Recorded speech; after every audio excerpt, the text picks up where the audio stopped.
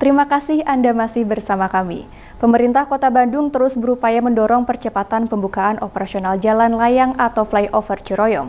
Meski terdapat sejumlah kendala, namun diharapkan jalan layang yang dibangun untuk mendukung operasional kereta cepat Bandung-Jakarta tersebut bisa segera rampung.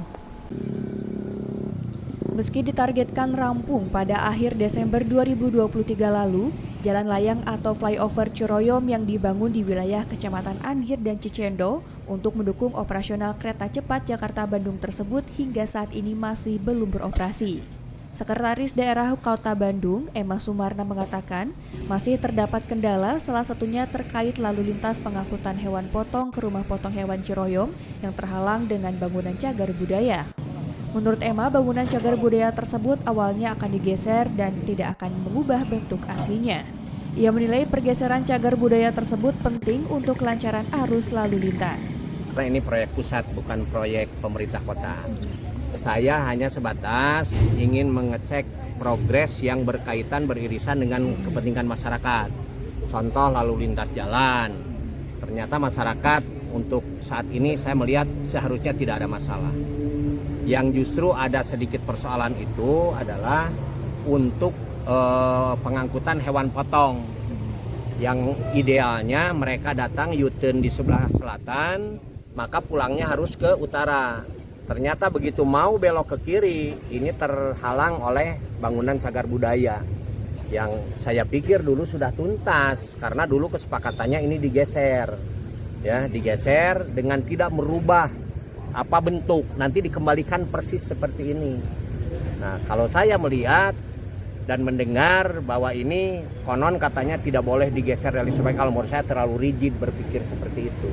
Kita tidak mungkin menghilangkan nilai atau apapun berkenaan bangunan cagar budaya.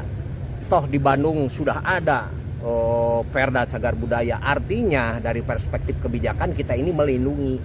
Nah, ini bukan mau menghapuskan. Kalau sekarang ini dibongkar hilang, nah itu baru persoalan. Tapi kalau dikembalikan dengan bentuk yang ya mungkin 100% sama, mungkin tidak ya. Tapi kan tidak akan menghilangkan ciri karakter atau apapun lah yang berkaitan dengan cagar budaya. Kenapa saya mendorong ke sana? Saya hanya melihat dari aspek kepentingan yang lebih luas. Misalnya ada masyarakat nih yang mau melintas ke sini. Dia memiliki mobil agak besar terhalang. Kemudian tadi ada rutinitas pemerintah dalam rangka pelayanan publik apa? Membawa hewan potong. Hewan potong itu untuk siapa? Untuk masyarakat. Nah, kalau sekarang ini balik ke sana, itu ada ancaman penggangguan lalu lintas. Walaupun untuk sementara mah oke, tapi kan jangan sampai itu jadi permanen. Ia juga menginstruksikan kepada Camat Cicendo dan Andir agar tidak boleh ada aktivitas lain seperti PKL di bawah jembatan layang tersebut. Dari Kota Bandung, Jawa Barat, Tim Inspira TV melaporkan. Ribuan warga di Kelurahan Citerep, Kecamatan Cimahi Utara, Kota Cimahi sampaikan aspirasi kepada anggota DPRD Kota Cimahi, Ai Kusnayadi dalam kegiatan reses. Aspirasi masyarakat itu diantaranya perihal perbaikan jalan akibat sering diterjang banjir. Anggota Dewan Perwakilan Rakyat Kota Cimahi dari fraksi Partai Golkar, Ai Kusnayadi menerima aspirasi masyarakat warga Kelurahan Citerep, Cimahi Utara, Kota Cimahi dalam kegiatan reses masa persidangan 1 di Kota Cimahi, Jawa Barat. Dalam reses tersebut, warga Kelurahan Citerep, Kecamatan Cimahi Utara mengeluhkan berbagai persoalan yang terjadi di wilayahnya, mulai dari masalah pendidikan, kesehatan, perbaikan jalan, pengelolaan sampah, hingga permasalahan penerangan jalan. Seperti yang dikeluhkan salah satu warga yang meminta dilakukannya perbaikan jalan yang dinilai sudah rusak. Hal itu tentu beresiko terjadinya kecelakaan dan menyebabkan banjir yang cukup parah. Menurut Ai Kusnayadi, pihaknya memastikan semua aspirasi warga akan ditampung dan akan menindaklanjuti keluhan masyarakat tersebut kepada OPD terkait untuk dilakukan pembangunan. Aspirasi masih kosong. Ini memperbaiki jalan gangnya sama solokan kan suka banjir. Berarti kondisi jalan atau solokan di wilayah Ibu saat ini kondisinya seperti apa sih, Bu? Ya itu ada jelek aja, jelek. Jadi juga ini sering banjir ya? Ya. Sering banjir. Nah, harapannya apa nih, Bu, buat Pak Dewan? mudah-mudahan ke depannya bisa memperbaiki jalan, solokan supaya nggak banjir lagi. Kebetulan masalah untuk zona, kelihatannya itu untuk zona masalah sekolah. Keduanya masalah rumah sakit. Kalau masuk rumah sakit selalu penuh itu ini. Ya memang rumah sakit itu sendiri di Cibabat atau di Mitra Kasih, bukan warga Cimahi aja. Soalnya untuk KBB semua juga ke rumah sakit Cimahi Cibabat. Jadi dimaklum kalau misalnya satu hari di UGD dulu nunggu yang pulang. Dan saya juga merasa sedih kalau lihat rumah sakit penuh yang parkir, berarti banyak yang sakit. Tapi mudah-mudahan pada sehat. Tapi alhamdulillah kebanyakannya aspirasi itu adalah untuk jalan setapaknya, penerangan jalan dari gelap jadi pada terang di ganggang. Semua alhamdulillah sudah terlaksana. Kegiatan reses ini menjadi momentum bagi warga masyarakat untuk mengadu kepada anggota DPRD Kota Cimahi, dengan harapan aspirasi mereka dapat ditindaklanjuti.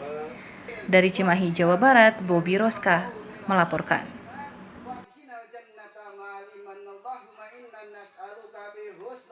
Menteri Kelautan dan Perikanan Sakti Wahyu Trenggono mengubah 80 hektar tambak udang menjadi modeling klaster budidaya ikan nila salin di Kabupaten Karawang, Jawa Barat. Nilai investasi proyek tersebut menelan anggaran sebesar 78 miliar rupiah. Bersama rombongan dan sejumlah petinggi Balai Layanan Usaha Produksi Perikanan Budidaya atau BLUPPB, Menteri Kelautan dan Perikanan Sakti Wahyu Trenggono meresmikan modeling klaster budidaya ikan nila salin.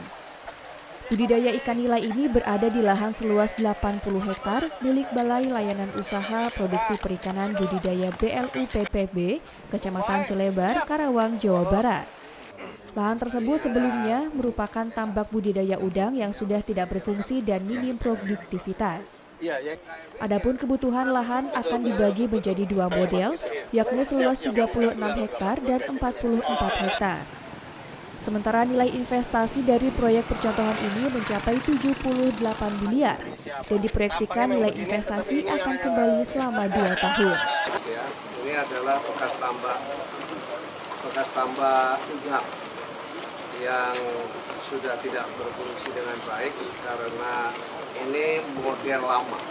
Jadi ini hampir bisa menggambarkan tambak udang tambak inti rakyat ya, yang zamannya Orde Baru dibangun, itu masih teknologinya teknologi pada zaman itu. Tetapi ini yang dengan pengubahan modeling dari udang ke tambak ikan nila ini sebagai salah satu upaya meningkatkan produksi ikan nasional selain menjadikan ikan nila sebagai komoditi strategi andalan Indonesia.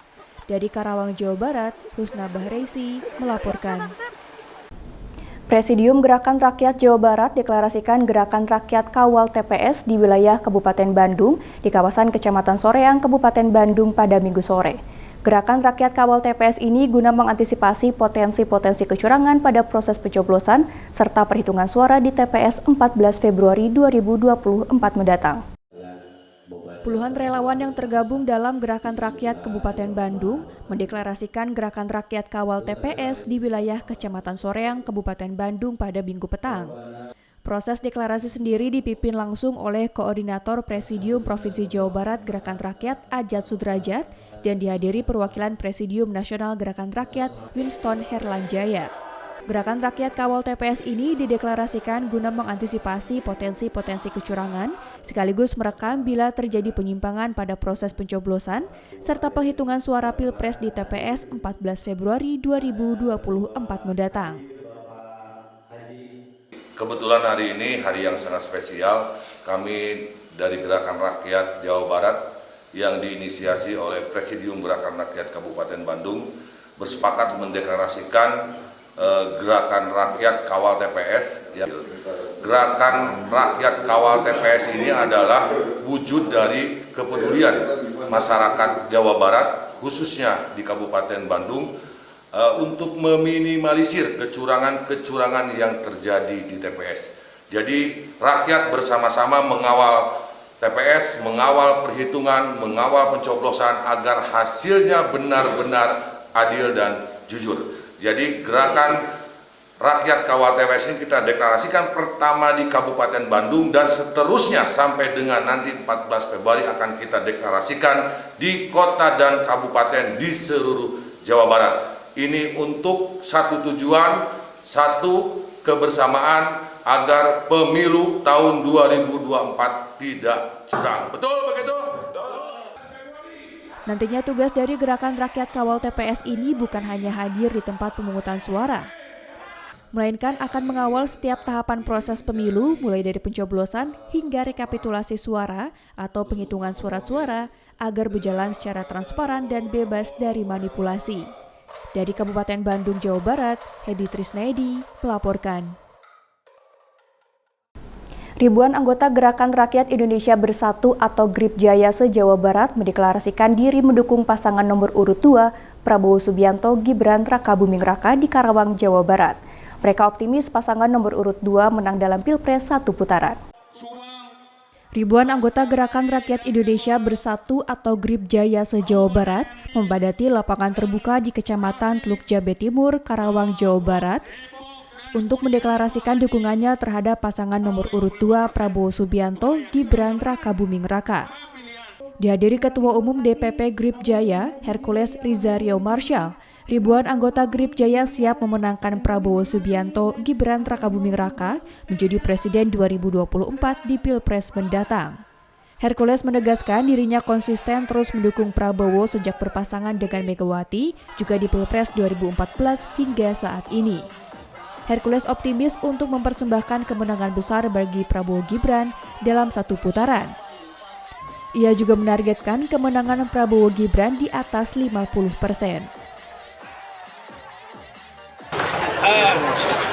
Saya punya keyakinan dan optimis karena memang saya sudah keliling hampir se-Jawa, Jakarta, Jawa Timur, Jawa Tengah, Jawa Barat, dan memang luar biasa antusias masyarakat yang memang luar biasa, yang semua hampir di rest area, di pom bensin, di warung kecil-kecil, di masjid, semua rata-rata begini, dan itu tidak diajak. Deklarasi juga dihadiri Ketua Tim Kemenangan Daerah dan sejumlah perwakilan partai dan pengusung maupun pendukung. Dari Karawang, Jawa Barat, Husna Bahiresi melaporkan. Jelang perayaan Tahun Baru Imlek, para pengrajin atau pembuat lampu lampion di Kota Bandung kebanjiran order. Informasinya akan hadir sesaat lagi, tetaplah bersama kami.